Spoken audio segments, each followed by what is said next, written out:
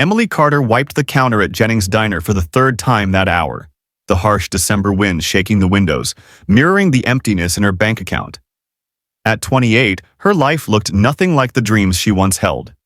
Waitressing wasn't her goal, but it mostly covered the bills and kept her 4-year-old daughter Zoe in daycare while Emily pulled double shifts. It had been 3 years since David's car skidded off an icy overpass, leaving her a widow with rising debts and a toddler who still asked when Daddy would be home. Springfield wasn't a prosperous town, and the diner's tips reflected the tight economy. Still, Emily wore the gentle smile that had become her signature. The lunchtime crowd had thinned to a few truckers lingering over coffee when she saw him, a small boy, maybe 6 or 7, peering through the fogged-up window. His coat was far too thin for the biting cold, his cheeks flushed red from the wind. But it was his eyes, fixed on a half-eaten burger left by a customer, that caught Emily's attention. She glanced toward the kitchen where Mr. Jenkins, the owner, was locked in a heated phone argument with a supplier. 17 years of running the place had made him rigid. His rules were clear. No giveaways, no exceptions. Emily slipped outside, the chill immediately slicing through her uniform. "Hey there," she said softly. "Are you all right?" The boy flinched, ready to bolt, but his hunger held him in place. "I'm lost," he finally said. "I was with my dad at the store, but I couldn't find him. I haven't eaten since breakfast." Emily studied him. His clothes were clean, his shoes decent, his words clear. He wasn't neglected, just lost and hungry. "Come inside where it's warm," she offered. "I'll help you call your dad." At the counter, Emily dialed the boy's number, but it went straight to voicemail. "What's your name?" she asked, already calling the local police's non-emergency line. "Lucas," he said, eyes still following the food being carried to tables. While waiting on hold with the police, Emily made up her mind. In the kitchen, a meal had just been returned due to a mistake in the order, something that normally went straight into the trash. She reheated it quickly and set it in front of Lucas, whose eyes grew wide. "It's okay," she whispered. "Eat while we wait." Lucas had taken 3 thankful bites when Mr. Jenkins came out of the kitchen, still irritated from his call and looking for someone to take it out on. His eyes fell on the boy, then the plate, then on Emily. "You gave that kid free food?" he barked, his voice loud in the quiet diner. "Sir, he's hungry and lost," Emily explained. "I used the returned order from table 6. The police are on their way to help find his dad." "That's not your choice to make," Jenkins snapped. "You're fired. Grab your things and go, now." Without protest, she removed her apron and picked up her purse. Her pride remained intact despite the public dismissal. She gave Lucas's shoulder a light squeeze and whispered, "The police will take care of you," before stepping out into the icy air. Some sacrifices may seem small to those who make them, but they can feel immense to those who witness them. Can a single act of kindness ripple farther than we imagine? Lucas finished his meal in uneasy silence, aware of the glances from the remaining diners. The police officer who arrived treated him gently, jotting down notes about his father and how they'd become separated at the department store just 3 blocks away. "We'll find him," the officer reassured, not knowing that Lucas's father was already searching in a panic, having lost sight of his son during a brief distraction while shopping for Christmas presents. What nobody in the diner realized, what Emily could never have anticipated when she extended that simple gesture of kindness, was that Lucas Thompson wasn't just a typical kid from a typical family. His father, Special Agent Marcus Thompson, had recently been reassigned to the Springfield FBI field office, leading an investigation into financial fraud throughout the county. Agent Thompson had been operating undercover, keeping a low profile while collecting evidence on several businesses suspected of laundering money. The momentary separation from his son had been short, but frightening, a lapse during rare personal time away from his intense duties. By nightfall, the episode at Jennings' diner had circulated widely on social media. A customer had filmed Mr. Jenkins firing Emily, posting it with a caption calling out the cruel treatment of a woman who aided a lost child. Comments split between those applauding Emily's kindness and others backing the owner's authority to safeguard his business from staff giving away product. Rules are rules. If she wanted to feed the boy, she should have paid for it herself, not stolen from her job. Springfield. Mom, my Nana eats at that diner. Emily always made sure she got extra cream for her coffee. This is shameful. Emily remained unaware of her sudden internet fame. After picking up Zoe from daycare, she sat at the kitchen table, crunching numbers to see how far her modest savings could stretch. Christmas gifts already bought would have to go back. The heating bill could wait, but not rent. Mommy, why are you sad? Zoe asked, coloring Santa with stubby crayons. Just grown-up stuff, Emily replied, forcing a smile. Nothing for you to worry about. The following morning, a well-dressed man in a sharp suit walked into Jennings' diner and approached the counter, where Mr. Jenkins was sorting receipts. Can I help you? Jenkins asked, not lifting his gaze.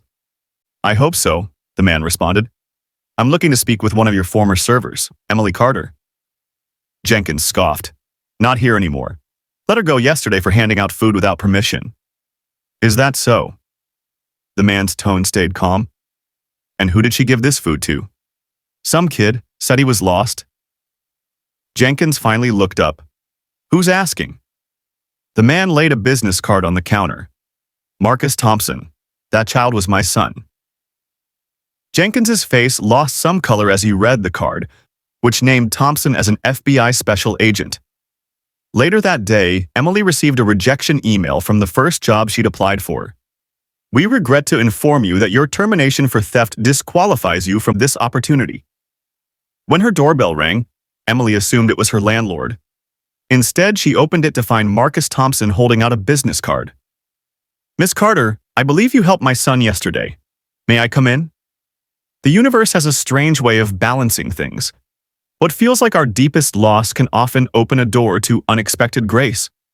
If you believe in karma's flawless timing, type believe. Emily's small apartment told Marcus Thompson everything he needed to know about her priorities.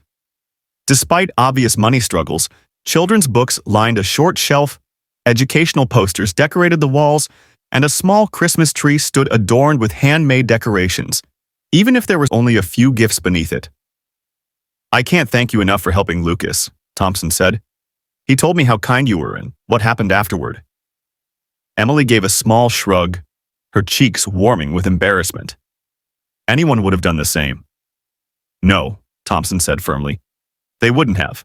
My son sat alone in that diner for 45 minutes after you left. Not a single person checked if he was okay.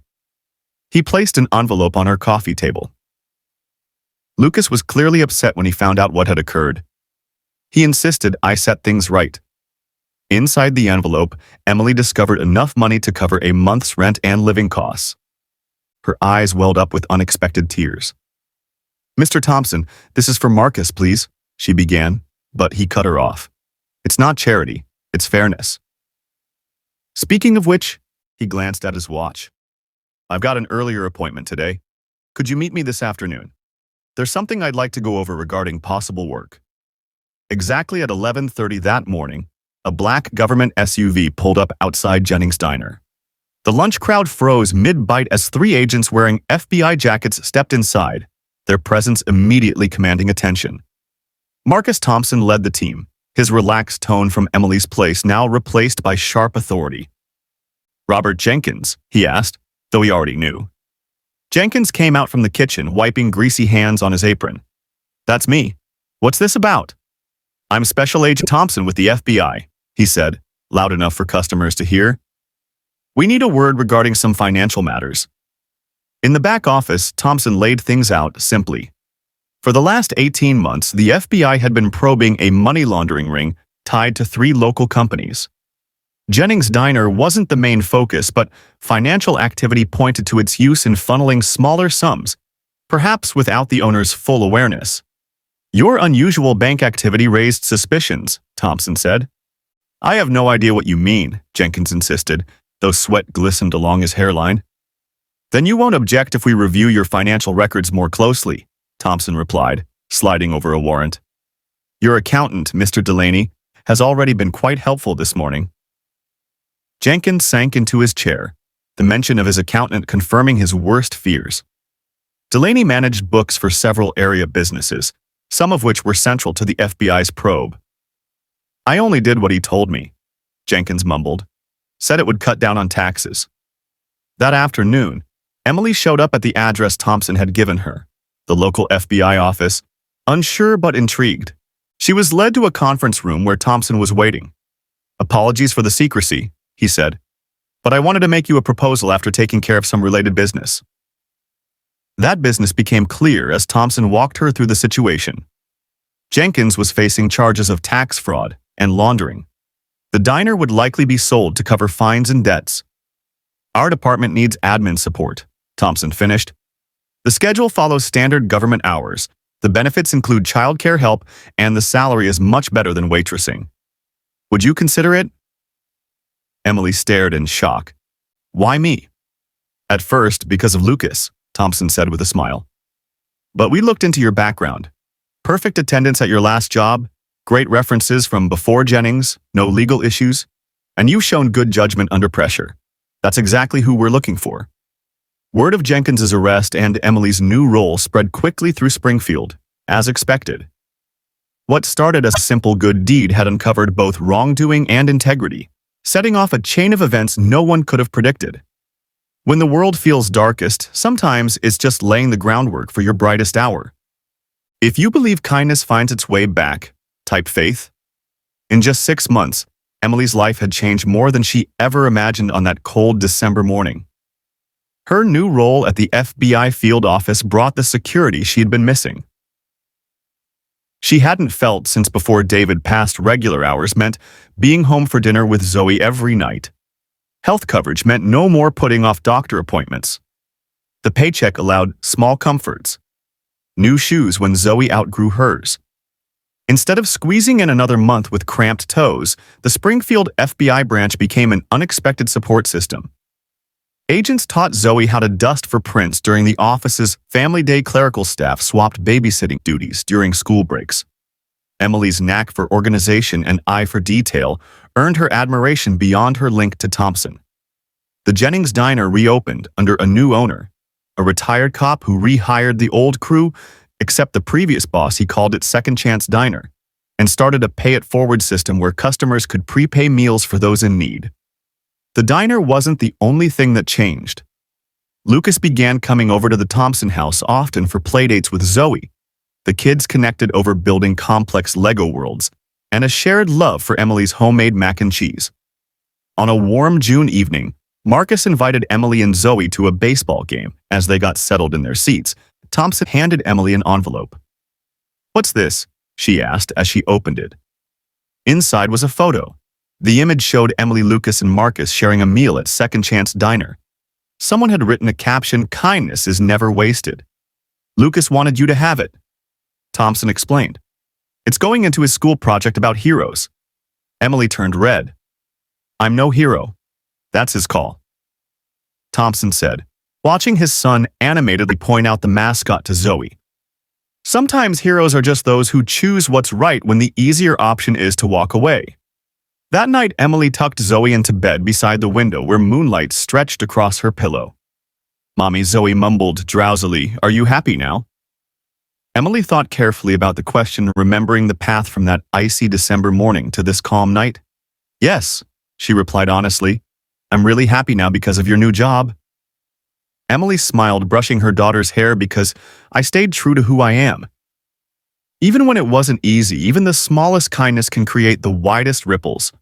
A single moment of empathy can change not just one life, but an entire neighborhood.